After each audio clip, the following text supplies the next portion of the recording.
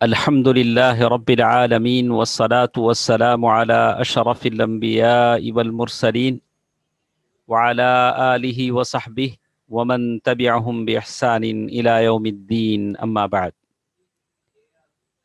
اللہ تعالیٰ کا فضل و کرم ہے کہ آج ہم لوگ شرح ثلاثة الأصول صفحہ نمبر 60 پر 2 انشاءاللہ ہم شروع کریں گے. اللہ تعالیٰ جو کچھ بھی ہم سنتے ہیں پڑھتے ہیں اللہ تعالیٰ سمجھنے اور اس پر صحیح طور سے عمل کرنے کی اللہ تعالیٰ توفیق دے. سب سے پہلی چیز ہم چلیے 60 صفحہ نمبر 60 پر 2 میں سے متن کو پڑھتے ہیں. اس کے بارے میں کہتے ہیں وَدَلِيلُ الْإِسْتِعَانَةِ قَوْلُهُ تَعَالَى إِيَّاكَ نَعْبُدُ وَإِيَّاكَ نَسْتَعِينُ سورۃ الفاتحہ آیت نمبر 5. اور پھر اسی طرح کہا وَفِي الْحَدِيثِ إِذَا اسْتَعَنْتَ فَاسْتَعِنْ بِاللَّهِ. بہت ساری چیزوں کا ذکر ہم سن رہے ہیں جو بطور عبادت کے ہمارے ساتھ ہیں. تو اس سلسلے میں آج کے اس درس میں ہمارے ساتھ جو چیز ہے وہ ہے استعانہ. استعانہ اس کا سیدھا سا مطلب ہم یہ سمجھیں گے کہ طلب العون، جیسے نیچے شرح میں استعانہ کے معنی کہا طلب العون مدد طلب کرنا، وہی انواع اور اس کی کئی قسمیں ہیں. تو یہاں سب سے پہلے ہم متن کا ترجمہ سن لیتے ہیں. وَدَلِيلُ الْإِسْتِعَانَةِ، اور استعانہ یہ عبادت ہے. استعانہ عبادت ہے تو اس کی دلیل کیا ہے؟ تو اس کی دلیل کس کے کہتے ہیں؟ تو اس سلسلے میں کہتے ہیں قولہ تعالی، اللہ تبارک و تعالی کی یہ بات، ایاک نعبد و ایاک نستعین. ہم لوگ ہر نماز میں ہر رکعت میں سورہ فاتحہ پڑھتے ہیں. کبھی سوچتے ہیں کہ اللہ تعالیٰ نے جس خاص پیرائے میں اس کو بیان کیا ہے تو لگتا ہے کہ واقعی قرآن اسے سوچ سمجھ کر اگر پڑھا جائے، معنی سمجھ کر اگر پڑھے جاتے ہیں تو اس کا کتنا فائدہ انسان کو یعنی مجھے اور آپ کو ہوتا ہے. یعنی کہا کہ 4 آیتیں، جیسے کہا الحمدللہ رب العالمین الرحمن الرحیم مالک یوم الدین. اللہ تعالیٰ کی بہت تعریف آپ نے کی، ساری تعریف اللہ تعالیٰ کی آپ نے کی. اور پھر اللہ تعالیٰ کے لیے اخلاص کو بتلایا، ایاک نعبد و ایاک نستعین. یا اللہ ہم تیری ہی عبادت کرتے ہیں اور تجھی سے مدد چاہتے ہیں. پھر اگلے مرحلے پر اللہ سے سوال کرتے ہیں اہدنا الصراط المستقیم، یا اللہ ہمیں سیدھا راستہ بتلا. ہدایت ارشاد و ہدایت دلالہ، ہدایت کی دونوں قسمیں اس میں شامل ہیں. تو پہلے اللہ تعالیٰ کی تعریف کی اور اس آیت میں ایاک نعبد و ایاک نستعین اپنے اخلاص کو بتلایا، اور پھر اللہ تعالیٰ سے کہہ رہے ہیں اہدنا الصراط المستقیم. تو شیخ نے متن میں جو بات پیش کی ہے وَدَلِيلُ الْإِسْتِعَانَةِ، یعنی استعانہ یہ عبادت ہے، اس کی دلیل قرآن مجید کی آیت ہے ایاک نعبد و ایاک نستعین. پھر شیخ نے حدیث کا حوالہ دیا وفی الحدیث اذا استعنت فاستعن باللہ، جب تم مدد چاہو تو اللہ تعالی سے مدد مانگو، مدد چاہو. تو پھر آگے ہم نیچے شرح میں دیکھتے ہیں الاستعانہ طلب العون وہی انواع. استعانہ یہ تو بات اس سے سمجھ میں آ گئی مجھے اور آپ کو. یہ عبارت جو شیخ محمد بن عبد الوہاب رحمہ اللہ کی ہے، یہ عبارت پڑھنے سے میرے اور آپ کے سمجھ میں یہ بات آ گئی کہ استعانہ یہ عبادت ہے. تو اب اسی کی قسمیں بتا رہے ہیں کہ استعانہ کی کتنی قسمیں ہیں، کیسے کیسے وہ چیز ہے وہ بتا رہے ہیں. الاول، پہلی قسم استعانہ کی کیا ہے، کس سے آپ مدد مانگتے ہیں؟ الاستعانۃ باللہ، اللہ اکبر. اللہ تعالیٰ سے آپ مدد مانگتے ہیں، اللہ تعالیٰ سے آپ مدد چاہتے ہیں. تو اس سلسلے میں کہتے ہیں یعنی اللہ تعالیٰ سے مدد طلب کرنا. وہی الاستعانہ، یہ ایسی مدد طلب کرنا ہے اللہ تعالیٰ سے المتضمنة لکمال الذل من العبد لربه، یعنی آپ اللہ تعالیٰ سے اللہ تعالیٰ کے سامنے انتہائی عاجزی کے ساتھ، منکسر المزاجی کے ساتھ، یعنی ٹوٹے پھوٹے اپنی عاجزی، انکساری، فقر و محتاجگی کا اظہار کرتے ہوئے آپ اللہ تعالیٰ سے دعا کر رہے ہیں۔ وَتَفْوِيضُ الْأَمْرِ إِلَيْهِ، اور ساتھ ساتھ اپنے سارے معاملات کو اللہ کے ذات کے سپرد کر رہے ہیں۔ بہت بڑی بات ہے۔ شیخ ابن عثیمین رحمہ اللہ نے کیسے اسے پیش کیا، کہا کہ اللہ تعالیٰ سے مدد چاہنا کیسے ہوتا ہے؟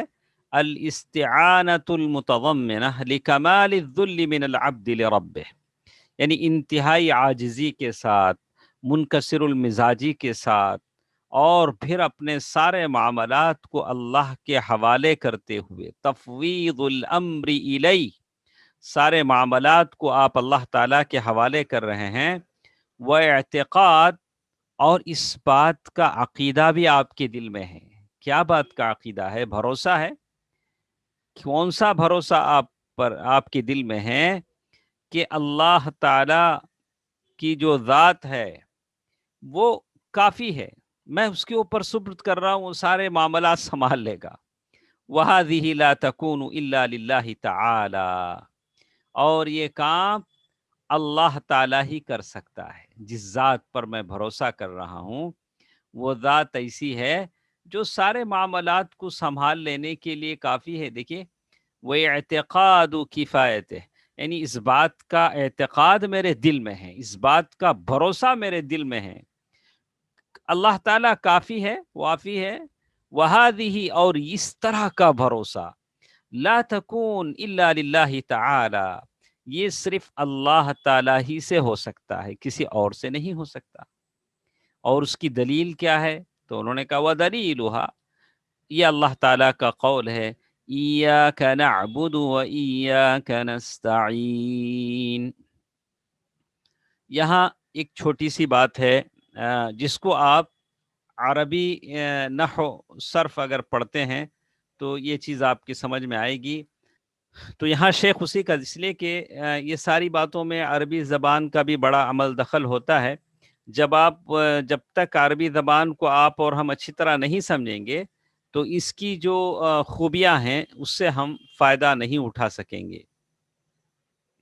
تو اسی لیے کہتے ہیں کہ آپ کیسے کہتے ہیں کہ یہ دلیل ہے استعانت کی؟ کہا ووجہ الاختصاص، اس میں جو خاص بات بتلائی گئی ہے، خاص کرنے کی وجہ کیا ہے؟ تو کہا ان اللہ قدم، یعنی اللہ تبارک و تعالیٰ نے معمول کو عامل پر مقدم کیا ہے۔ کہتے ہیں کہ اللہ تبارک و تعالیٰ نے اس میں معمول کو عامل پر مقدم کیا ہے، تو اسی لیے اس میں خصوصیت آ گئی ہے، جیسے وہ کہتے ہیں۔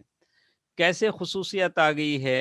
تو اس سلسلے میں کہتے ہیں کہ اصل میں اس کو ہونا یہاں بیان کیا، نعبدک ونستعینک، ہونا چاہیے تھا نعبدک ونستعینک، لیکن اللہ تعالیٰ نے اس کو ایسے کہا ایاک نعبد و ایاک نستعین۔ عامل کو، یعنی معمول کو جب عامل پر آگے کیا جاتا ہے، یعنی ایاک بعد میں آنا تھا، نعبد پہلے آنا تھا، تو ایسے جو بیان یہاں ہوا ہے اس میں یہ خصوصیت پیدا ہو جاتی ہے، تو یہاں خاص کر دیا گیا ہے۔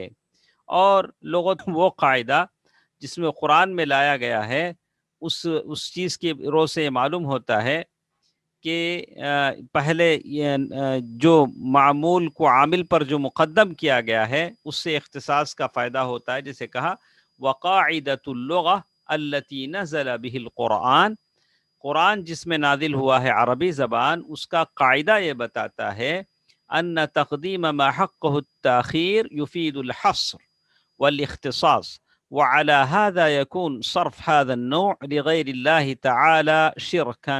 تو کہتے ہیں کہ اس قاعدے کے اعتبار سے معلوم یہ ہوتا ہے کہ اللہ تبارک و تعالیٰ ہی سے مدد حاصل کرنی چاہیے۔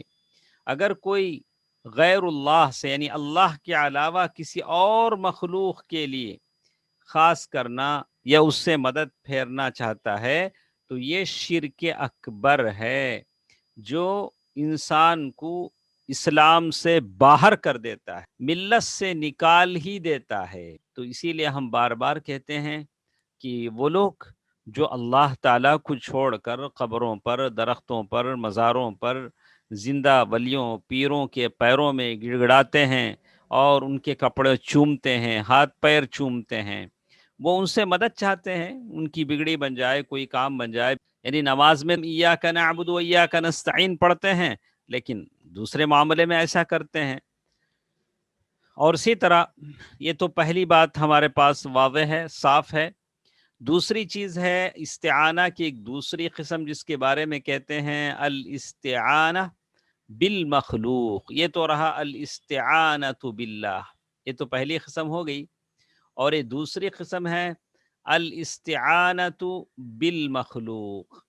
مخلوق سے مراد اللہ تعالیٰ کے علاوہ جو بھی ہیں، یعنی مخلوق سے کسی ایسے معاملے کے سلسلے میں مدد مانگنا جس کو حل کر دینے پر وہ مخلوق طاقت رکھتا ہو اور اسے قدرت حاصل ہو، جیسے کہتے ہیں الاستعانۃ بالمخلوق علی امر یقدر علیہ، یعنی ایسا معاملہ ہے جس پر وہ کر سکتا ہے، فہذہ علی حسب المستعان علیہ فإن كانت على بر فهي جائزہ للمستعین مشروعہ۔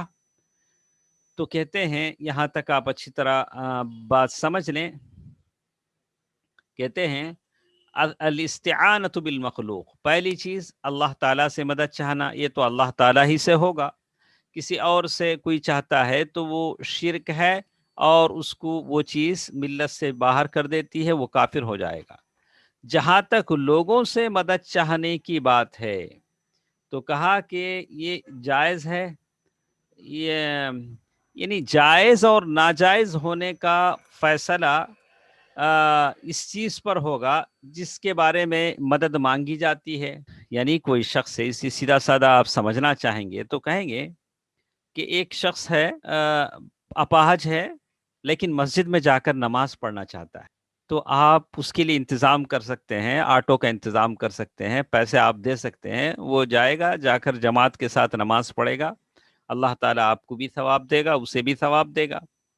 لیکن ایک شخص ہے العیاذ باللہ شراب پینا چاہتا ہے، ہاں شراب پینا چاہتا ہے، کوئی آدمی اسے بتاتا ہے کہ شراب خانہ کدھر ہے، العیاذ باللہ، تو یہ کام پر منحصر ہوتا ہے کیسے ہم ساتھ دیتے ہیں، کر سکتے ہیں ہم اس کا تعاون کر سکتے ہیں، لیکن کس معاملے میں تعاون کریں تو اس حساب سے بات طے ہوتی ہے۔ الاستعانۃ بالمخلوق، اگر آپ کسی مخلوق کے لیے مدد چاہتے ہیں، مخلوق سے مدد چاہتے ہیں، علی امر یقدر علیہ، ایک ایسے کام کے معاملے میں جو وہ آدمی کر سکتا ہے، فہذہ علی حسب المستعان علیہ، کہا کہ یہ کام جو مدد مانگا جا رہا ہے اس کام کے تعلق سے، اس کام کے غرض سے پکڑ کر ہوتا ہے کہ یہ مدد مانگنے والے کے لیے جائز ہو سکتا ہے، جائز ہو سکتا ہے، جیسے کہا کہ فَإِنْ كَانَتْ عَلَى بِرٍّ فَهِيَ جَائِزَةٌ لِلْمُسْتَعِينِ، فَهِيَ جَائِزَةٌ لِلْمُسْتَعِينِ، یہ مدد مانگنے والے کے لیے کام جائز ہو سکتا ہے، نیکی کا کام ہے، جائز ہے، آدمی مدد مانگ سکتا ہے، اللہ تعالیٰ مانگ سکتا ہے، کوئی حرج نہیں ہے۔ کہا کہ پھر وہ کہتے ہیں مشروعۃ للمعین، اور جو مدد کر رہا ہے، مدد دینے والا ہے، اس کے لیے اجر و ثواب کا باعث ہے، اللہ اچھا کام ہے تو اللہ ثواب دے گا، برا کام ہے تو اللہ سزا دے گا۔ جیسے اللہ تعالیٰ نے کہا وَتَعَاوَنُوا عَلَى الْبِرِّ وَالتَّقْوَى، تم نیکی اور پرہیزگاری کے کاموں میں ایک دوسرے کا ساتھ دو۔ تو ساتھ دینے سے پہلے سوچ لینا چاہیے کہ کیسا کام ہونے والا ہے، نیکی کا کام ہے تو ساتھ دینا چاہیے، نہیں ہے تو نہیں دینا چاہیے۔ اس کے بعد جیسے انہوں نے یہاں لکھا وَإِن كَانَتْ عَلَى إِثْمٍ، اگر کوئی کہتا ہے گناہ کے کام میں ساتھ دو، کوئی چوری کرنا چاہتا ہے، دیوار پھلانگ نہیں سکتا، وہ آ کر کہے کہ آپ ذرا مجھے اوپر اٹھائیے، میں دیوار پھلانگ کے گھر میں جا کے مجھے چوری کرنا ہے، اسے اٹھاتے ہیں تو گناہ ہے۔ آپ اسے ایسی جگہ ساتھ دے رہے ہیں، چوری کرنے کے لیے ساتھ دے رہے ہیں، تو یہ گناہ ہے۔ تو کہا کہ اگر کوئی مسجد کی سیڑھی نہیں چڑھ سکتا، بولتا ہے کہ بھئی ذرا سہارا دیجئے، میں مسجد میں جانا چاہتا ہوں، ہم وہاں اس کا ساتھ دیں گے۔ تو اسی لیے شیخ نے لکھا کہ وَإِنْ كَانَتْ عَلَىٰ إِثْمٍ فَهِيَ حَرَامٌ عَلَى الْمُسْتَعِينِ وَالْمُعِينِ۔ حرام کاموں میں جو مدد مانگتا ہے یا جو مدد کرتا ہے، دونوں کے لیے حرام ہے۔ اللہ تعالیٰ نے کہا وَلَا تَعَاوَنُوا عَلَى الْإِثْمِ وَالْعُدْوَانِ، گناہ اور ظلم و زیادتی کے کاموں میں یہ ایک دوسرے کا تعاون نہ کیا کرو۔ کہ اگر کچھ کام ایسے ہیں جو جائز ہیں، تو اگر یہ کام جو جائز ہیں، اس سلسلے میں کہتے ہیں کہ دونوں کے لیے جائز ہیں، مدد لینے والے کے لیے بھی، مدد دینے والے کے لیے بھی۔ تو کہتے ہیں کہ بسا اوقات ایسے کام کے بارے میں مدد کرنے والے شخص کو دوسرے پر احسان کے بدلے میں ثواب سے نوازا جاتا ہے۔ قد یثاب علی ذلک ثواب الاحسان الی الغیر ومن ثم تکون فی حقہ مشروعہ لقولہ تعالی واحسنوا ان اللہ یحب المحسنین۔ اس صورت میں مدد دینے والے کے حق میں اجر و ثواب کا باعث ہوگا، جیسے اللہ تعالیٰ نے کہا وَأَحْسِنُوا إِنَّ اللَّهَ يُحِبُّ الْمُحْسِنِينَ، دوسروں پر احسان کرو، بے شک اللہ تعالیٰ نیکی کرنے والوں کو پسند کرتا ہے۔ تو انشاءاللہ ہمارے ساتھ جو باتیں اب تک ہیں، ایک پہلی چیز بتایا گیا کہ مدد لینے کی جو بات ہے وہ صرف اور صرف اللہ تعالیٰ ہی سے ہوتی ہے، کسی اور سے لے جائے تو وہ شرک ہو جاتا ہے، ملت سے آدمی نکل جاتا ہے۔ دوسری چیز جس کے بارے میں کہا کہ مخلوق سے مدد لینا، مخلوق سے مدد لینا، تو یہ آپ اس صورت میں اس سے مدد لے سکتے ہیں کہ وہ کام وہ کر سکتا ہے، کم کر سکتا ہے، تو البتہ یہ کام کے اعتبار سے مدد لینے والے کے اعتبار سے ہوگا، کبھی اچھا ہوگا، کبھی گناہ ہوگا۔ جیسے میں نے مثال سے آپ کو سمجھایا، تو اچھا ہے تو مدد کیجئے، اگر گناہ کا کام ہے تو مدد مت کیجئے۔ اللہ تعالیٰ کہتے ہیں وَلَا تَعَاوَنُوا عَلَى الْإِثْمِ وَالْعُدْوَانِ۔ اگر کام جائز ہے تو کہا کہ مدد لینے والے کے لیے بھی جائز ہے، مدد کرنے والے کے لیے بھی جائز ہے، لیکن مدد کرنے والا کبھی ثواب اس کو دیا جاتا ہے نیکی کا، اور اس کے حق میں یہ چیز مشروع ہوتی ہے، جیسے اللہ نے کہا وَأَحْسِنُوا إِنَّ اللَّهَ يُحِبُّ الْمُحْسِنِينَ۔ اور اسی طرح تو تیسری قسم کے بارے میں وہ کہتے ہیں الاستعانۃ بمخلوق حی حاضر، یعنی مدد لینا مخلوق کے ساتھ، یعنی پہلی قسم بھی مخلوق ہی سے تھی، بالمخلوق، یہ بھی مخلوق ہی سے۔ مخلوق کا مطلب یہی ہوتا ہے کسی بھی آدمی سے آپ مدد لیں، زندہ آدمی ہے، حی حاضر، زندہ آدمی ہے جو موجود ہے، غیر قادر، لیکن وہ یہ کام نہیں کر سکتا ہے۔ جیسے کوئی آ کر مجھ سے کہے کہ شیخ صاحب ایسا کیجئے، ایک 200 کلو کا موٹا اٹھانا ہے، اسے اٹھا کر میرے سر پہ رکھ دیجئے۔ میں نہیں اٹھا سکتا۔ 200 کلو کا موٹا، 200 کلو کا تھیلا میں نہیں اٹھا سکتا۔ میں زندہ ہوں، حاضر ہوں، لیکن میرے طاقت میں یہ بات نہیں ہے۔ تو اسی لیے شیخ لکھتے ہیں، شیخ لکھتے ہوئے کہتے ہیں فَهَذِهِ لَغْوٌ، یہ بیکار چیز ہے، لا طائل تحتها مثل ان يستعین، یعنی اس کا کوئی فائدہ نہیں ہے۔ جیسے کوئی آدمی آ کر مدد چاہے کس سے، بشخص ضعیف، کسی کمزور ویک آدمی سے، علی حمل شیء ثقیل، کس بات کی مدد چاہتا ہے، بڑا سا تھیلا اٹھا کر، 200 یا 500 کلو کا تھیلا اٹھا کر اس کے سر پر رکھنے کی بات کہتا ہے، تو کہا کہ یہ اس سے کوئی یہ نہیں ہے، یہ ویسٹ چیز ہے، ایسا نہیں ہو سکتا ہے، ایسا مدد چاہنا یا مانگنا یہ چیز غلط ہے۔ تو کہا لغو، یہ چیز بیکار ہے۔ یہ استعانت کی تیسری قسم ہے۔ استعانت کی یہ تیسری قسم ہے. اس کے بعد دیکھیے ہمارے پاس استعانت کی ایک اور قسم ہے، چوتھی قسم. چوتھی قسم ہے، یہ کیا ہے؟ الاستعانت بالاموات. اللہ اکبر. یہی آج کل ہوتا ہے، سارے جو درگاہوں پر جاتے ہیں یہ سارے یہی لوگ کرتے ہیں، ایسے ہی کام کرتے ہیں. یعنی مردوں سے، الاستعانت بالاموات یعنی مردوں سے مطلق طور پر مدد چاہنا. اور اسی طرح لوگ کیا کرتے ہیں، او بالاحیاء یا زندہ لوگوں سے مدد چاہنا، علی امر غائب لا يقدرون علی مباشرته، یعنی زندہ لوگوں سے مدد چاہنا، یعنی مردہ لوگوں سے مطلق طور پر، اور زندہ لوگوں سے کسی ایسے معاملے کے بارے میں مدد مانگنا جو وہاں موجود نہ ہو. موجود نہ ہو تو کہا دو باتیں اچھا غور سے سنیں. الاستعانت بالاموات مطلقا، پہلی بات ہے مرے ہوئے لوگوں سے مدد چاہنا، اوکے. او بالاحیاء علی امر غائب، مرے ہوئے لوگوں سے مدد چاہنا مطلق طور سے، یا زندہ لوگوں سے کسی ایسے کام کے بارے میں مدد چاہنا جو وہاں موجود نہ ہو. لا يقدرون علی مباشرته، اور زندہ لوگ براہ راست اس کو حل کرنے کی طاقت بھی نہیں رکھتے ہوں. لا يقدرون علی مباشرته، زندہ لوگ اسے نہیں کر سکتے ہوں. یعنی مردہ لوگوں سے مطلق طور سے مدد چاہنا اور زندہ لوگوں سے کسی ایسے کام کے معاملے میں مدد چاہنا جو وہ نہ کر سکتے ہوں. فہذا شرک، کہتے ہیں کہ یہ شرک ہے. ہاں یہ شرک ہے.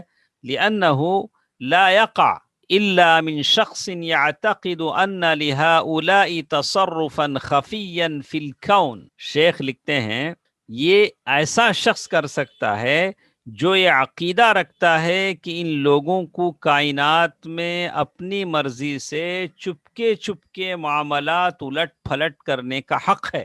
اسے کہتے ہیں فہذا شرک لأنه لا يقع الا من شخص، یہ ایسا آدمی ہی کر سکتا ہے. یعنی کیا کر سکتا ہے؟ مطلق طور سے مرے ہوئے لوگوں سے مدد چاہنا، یا کسی زندہ ایسے آدمی سے چاہنا جس کے طاقت میں وہ کام نہیں ہے، جو وہ نہیں کر سکتا ہے. ایسا آدمی اس بات کو کر سکتا ہے، یعتقد ان لہؤلاء تصرفا خفیا فی الکون، یہ مردہ لوگ اور یہ زندہ آدمی، یہ لوگ چپکے سے کوئی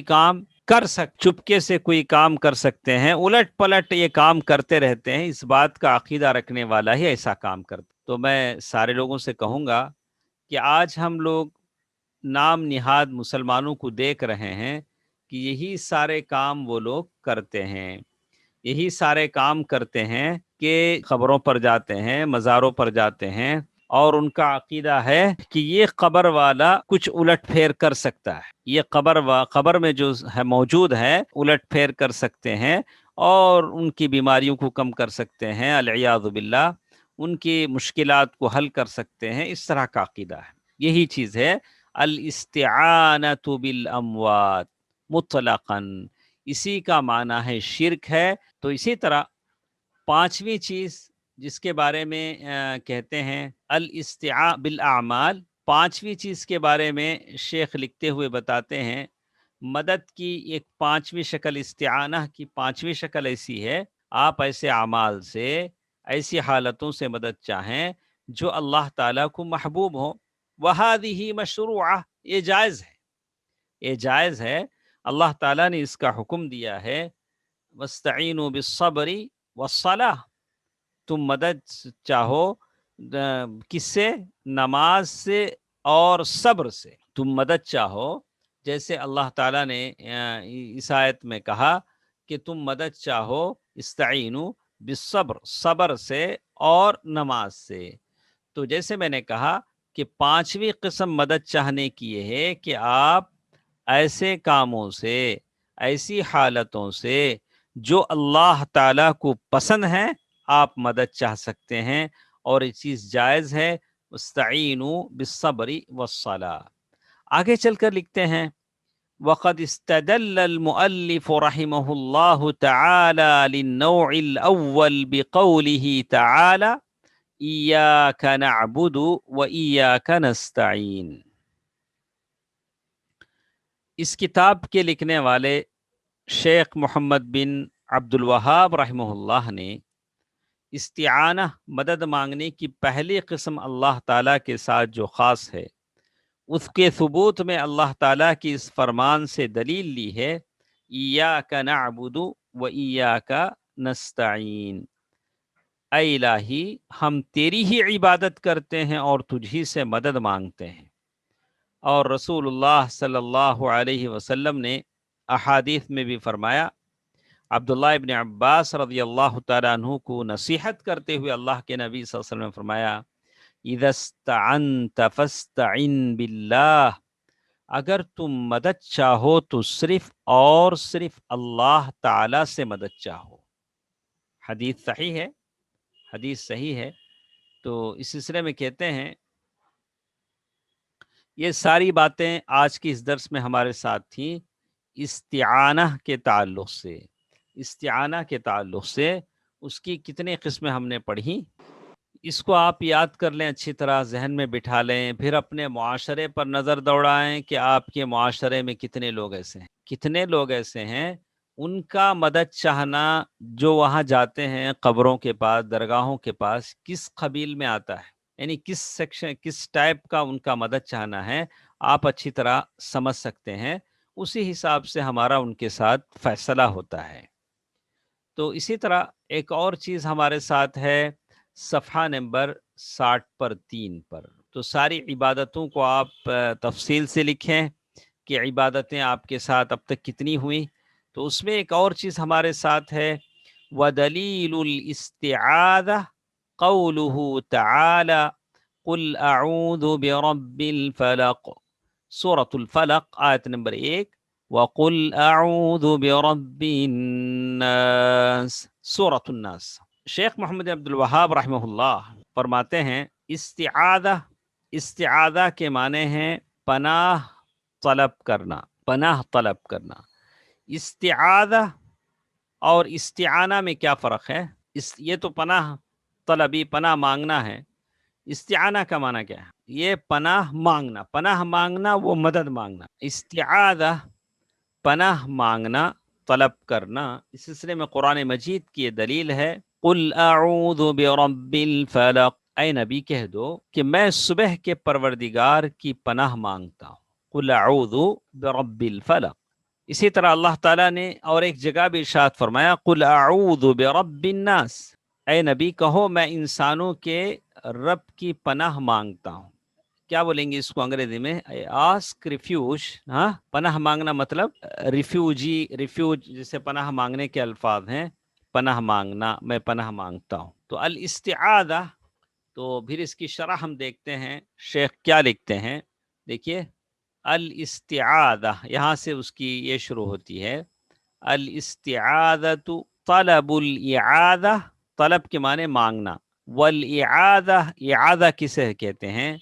الحمایۃ من مکروہ، مکروہ ہر ناپسندیدہ چیز سے بچنا. الحمایۃ معنی کسی، استعاذہ کا مطلب یہ کہ کسی کی پناہ طلب کرنا، کسی کی پناہ میں آنا، کسی کی پناہ میں آنا.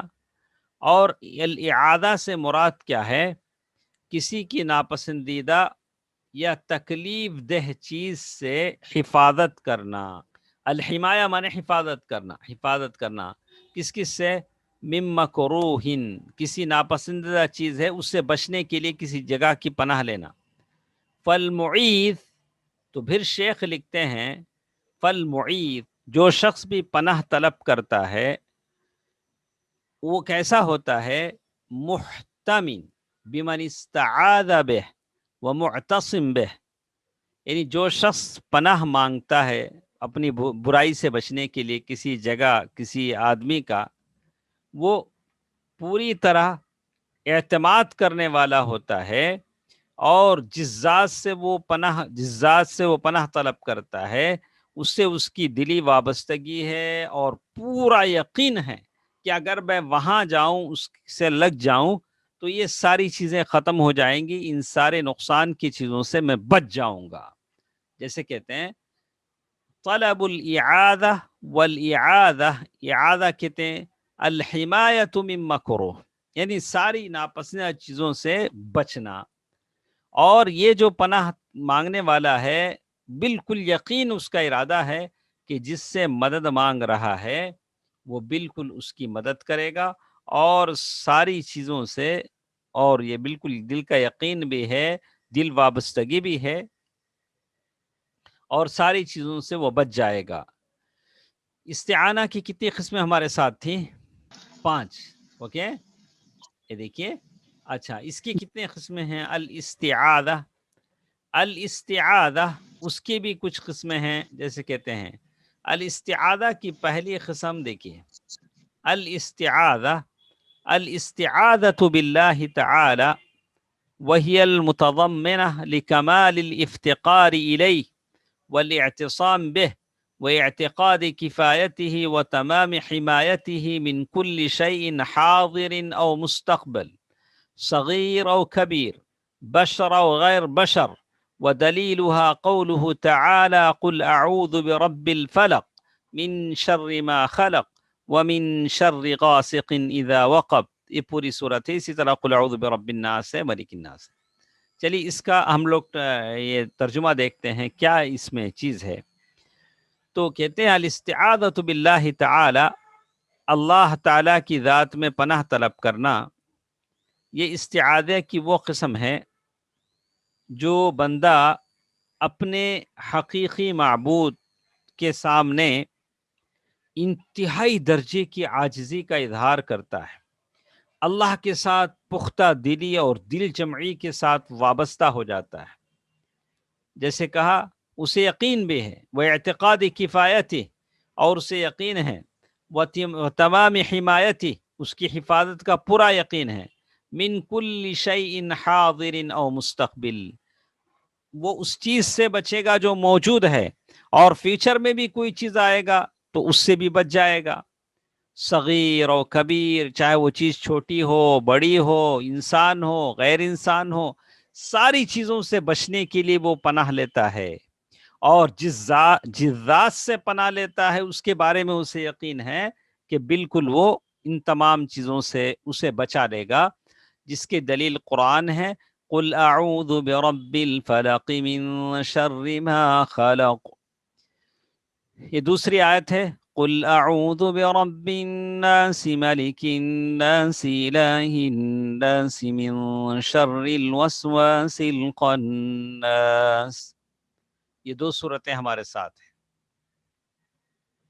تو یہ استعاذہ کی پہلی قسم ہے جو اللہ تعالیٰ کے ساتھ ہوتی ہے. ایک دوسری قسم اس کے بارے میں کہتے ہیں کہ والثانی الاستعاذہ بصفت من صفاته ككلامه وعظمته وعزته ونحو ذلك، یعنی اللہ تبارک و تعالی سے مدد چاہنے، مدد مانگنے کی ایک دوسری قسم کے بارے میں کہتے ہیں کہ اللہ تعالیٰ کے جو صفات ہیں، ایٹریبیوٹس ہیں، یا اللہ تعالیٰ کا جو کلام ہے، اس کی جو عظمت ہے، اس کی جو عزت ہے، اس سے آدمی پناہ مانگے. جیسے اس میں اس کی دلیل حدیث میں بتایا گیا کہ یہ دعا ہے اعوذ بکلمات اللہ التامات من شر ما خلق. یہ حدیث ہے، دعا کے الفاظ ہیں جس میں بتایا گیا کہ میں اللہ تعالیٰ کے پاکیزہ کامل کلمات کے ساتھ ہر اس چیز کی برائی سے پناہ مانگتا ہوں جو بھی شریر چیز اس نے پیدا کی ہے. تو معلوم یہ ہوا کہ آدمی اللہ تعالیٰ کے جو اچھے اچھے صفات ہیں، اس کی کلام کی عظمت ہے، اس سے بھی آدمی پناہ مانگ سکتا ہے. جیسے اللہ کے نبی صلی اللہ علیہ وسلم نے بہت ساری دعائیں فرمائی ہیں اعوذ بعظمتک ان اغتال من تحتی، اے اللہ میں تیری عظمت و بڑائی کے ذریعے تیری پناہ میں آتا ہوں اس بات سے کہ تو اپنے نیچے سے نقصان پہنچایا جاؤں. یعنی میرے جیسے بہت ایسا ہوتا ہے، آدمی چل رہا ہوتا ہے، نیچے سے زمین کھسک جاتی ہے، گر کر مر جاتا ہے، ٹھوکر لگ کر مر جاتا ہے. تو اس کے لیے آپ اللہ تعالیٰ سے دعا کریں چلتے چلتے پیر پھسل کر گر کے مر جاتے ہیں۔ اسی طرح اللہ کے نبی صلی اللہ علیہ وسلم نے تکلیف کی دعا سکھلائی، جس کے بارے میں کہتے ہیں دعاء الالم اعوذ بعزت اللہ وقدرتہ من شر ما اجد واحاذر، میں اللہ تعالیٰ کی عزت اور اس کی قدرت کے ساتھ پناہ پکڑتا ہوں ہر اس چیز کی برائی سے جسے میں موجود پاتا ہوں اور اس سے بچنا چاہتا ہوں۔ تو اسی طرح اللہ کے نبی صلی اللہ علیہ وسلم نے اور ایک دعا بھی سکھلائی ہے، اعوذ برضاک من سخطک، اے الہی میں تیری رضا اور خوشنودی کے ذریعے تیری ناراضگی سے پناہ مانگتا ہوں۔ تو یہ تمام چیزیں مجھے اور آپ کو بتاتی ہیں کہ استعاذہ یعنی اللہ تعالیٰ کی صفات، کلام، یہ ساری چیزوں سے آدمی پناہ مانگ سکتا ہے، جیسے مختلف حدیثوں میں بتائی گئی ہے۔ اور اسی طرح ایک تیسری چیز ہمارے ساتھ ہے، یہ تو دوسری چیز تھی، اور تیسری چیز جس کے بارے میں کہتے ہیں الاستعاذۃ بالاموات، یعنی میت سے، یعنی مرے ہوئے لوگوں سے، مردوں سے پناہ طلب کرنا، اور یا زندہ لوگوں سے طلب کرنا، غیر الحاضرین القادرین علی العود، یعنی ایسے لوگ جو حاضر نہیں ہیں اور کر نہیں سکتے ہیں، تو یہ شرک ہے۔ جیسے اللہ تعالیٰ نے کہا وَأَنَّهُ كَانَ رِجَالٌ مِّنَ الْإِنسِ يَعُوذُونَ بِرِجَالٍ مِّنَ الْجِنِّ فَزَادُوهُمْ رَهَقًا۔ تو اس سلسلے میں معلوم ہوا کہ مرے ہوئے لوگوں سے پناہ حاصل کرنا یا زندہ وہ لوگوں سے جو کر نہیں سکتے ہیں، یہ بھی شرک ہے۔ الرابع الاستعاذۃ بما يمكن العوذ به من المخلوقین من البشر، یہ چوتھی چیز کہتے ہیں مخلوق میں سے کسی آدمی یا ایسے مقامات وغیرہ کی پناہ پکڑنا جیسے ہیں، تو اس سلسلے میں کہتے ہیں فہذا جائز، یہ جائز ہے، لیکن جگہ مطلب کون سی جگہ، اس کی بات انہوں نے بتائی ہے۔ جیسے دیکھیے وَدَلِيلُهُ قَوْلُهُ فِي ذِكْرِ الْفِتَنِ، جب فتن کی کتاب الفتن، ابواب الفتن کی جو حدیثیں اللہ کے نبی صلی اللہ علیہ وسلم نے فرمائی ہیں، تب اللہ کے نبی صلی اللہ علیہ وسلم نے کچھ باتیں بتائی ہیں، ذرا غور سے سنیں۔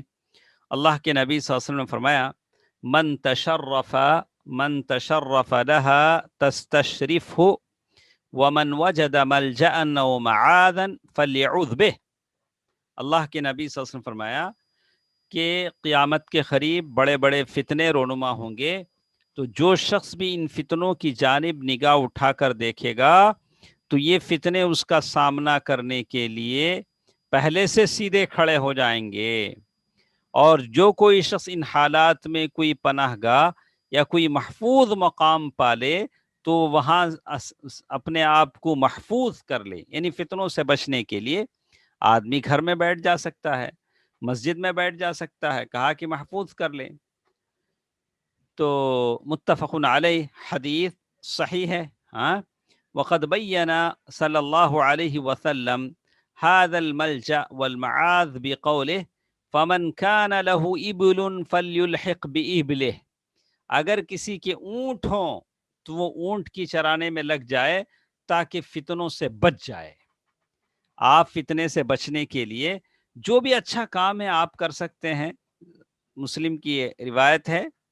اور اسی طرح ایک صحیح حدیث میں جابر رضی اللہ تعالیٰ عنہ کی روایت ہے ان امرأة من بنی مخزوم، بنو مخزوم کی ایک عورت نے چوری کی، اور اللہ کے نبی صلی اللہ علیہ وسلم کے پاس اس عورت کو لایا گیا، فعاذت ام سلمۃ رضی اللہ عنہا، اس عورت نے ام سلمہ رضی اللہ تعالی عنہا سے پناہ طلب کیا۔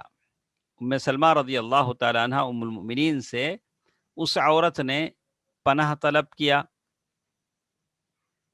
تو ان سے حمایت اور مدد طلب کی۔ تو یہ حدیث مرفوعاً روایت ہے، جس کے بارے میں کہتے ہیں وفی صحیح ایضاً عن ام سلمۃ عن نبی صلی اللہ علیہ وسلم قال یعوذ عائذ بالبیت، یعنی اسی طرح ایک اور حدیث ہے یعوذ عائذ بالبیت فیبعث الیہ بعث، کہ ایک اور حدیث کہا پکڑنے والا اللہ کے گھر کی پناہ پکڑے گا، یعنی قیامت کے قریب مہدی کعبۃ اللہ میں ہوں گے جیسے بتایا گیا، وہاں ایک فوج آئے گی، ایک جماعت بھیجی جائے گی، یعنی ایک لمبی حدیث ہے۔ لیکن اگر کوئی شخص، جیسے کہا گیا لیکن استعاذ من شر، لیکن اگر کوئی ظالم کے شر سے، برائی سے بچنے کے لیے کہیں پناہ لیتا ہے تو اس کو پناہ دینا اور اس کی حفاظت کرنا واجب ہے۔ وجب ایواؤہ وعیادتہ بقدر الامکان، جتنا آپ کر سکتے ہیں۔ وَإِنْ اسْتِعَاذَ لِيَتَوَصَّلَ إِلَى فِعْلٍ محظور أو الْحَرْبِ من واجب، لیکن اگر کوئی شخص کسی ممنوع کام تک پہنچنے کے لیے، جیسے ایک آدمی ہمارے گھر کے دروازے پر آتا ہے، آ کر کہتا ہے کہ دیکھیے آج رات کو مجھے سامنے کے گھر میں ڈاکہ ڈالنا ہے، چوری کرنا ہے، تو اندھیرا ہونے تک میں آپ کے گھر کے اندر چھپا رہنا چاہتا ہوں۔ تو شیخ نے ذکر کیا کہ یہ ظالم ہے، یہ برائی کرنا چاہتا ہے، اس کو پناہ دینا غلط ہے۔ اگر کوئی محلے میں کوئی بدعتی ہے جو آپ کے گھر مہمان بن جاتا ہے سارا محلہ بگاڑنے کے لیے، تو آپ کو اپنے گھر میں رہ کر اسے کھلانا پلانا، عزت افزائی کرنا، یہ بھی ظلم ہے۔ آپ کے گھر میں پناہ لے کر اس خبیث نے معاشرے کو بگاڑا ہے، بدعت کو ترویج دی ہے، لوگوں کو مشرک بنایا ہے۔ تو ایسے لوگوں کو اپنے پیسوں سے، اپنے گھر سے، اپنی اس سے آپ ہرگز ہرگز دل جوئی نہ کریں، ان کی ہمت افزائی نہ کریں کہ آپ کے پیسوں کے بل بوتے پر، آپ کی ہمت کے بل بوتے پر وہ معاشرے کو بگاڑیں اور لوگوں میں شرک کو اور بدعات کو ترویج دیں۔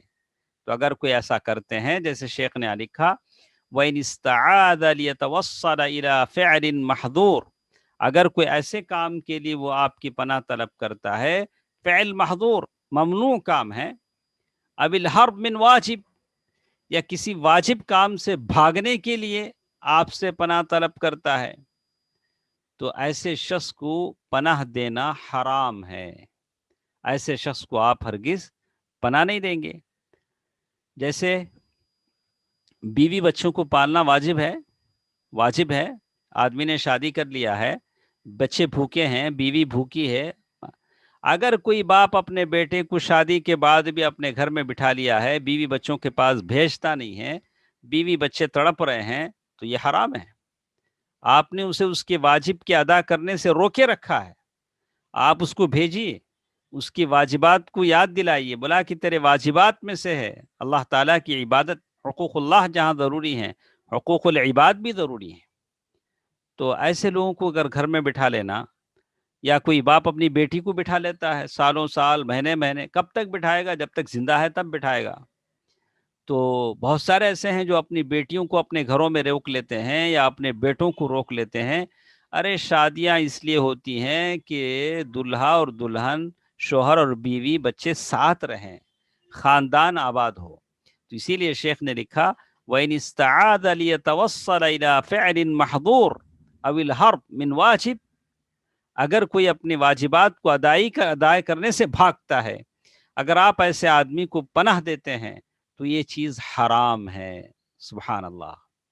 تو یہ چند باتیں تھیں، دو باتوں کے تعلق سے آج کے درس میں ہم نے سنا۔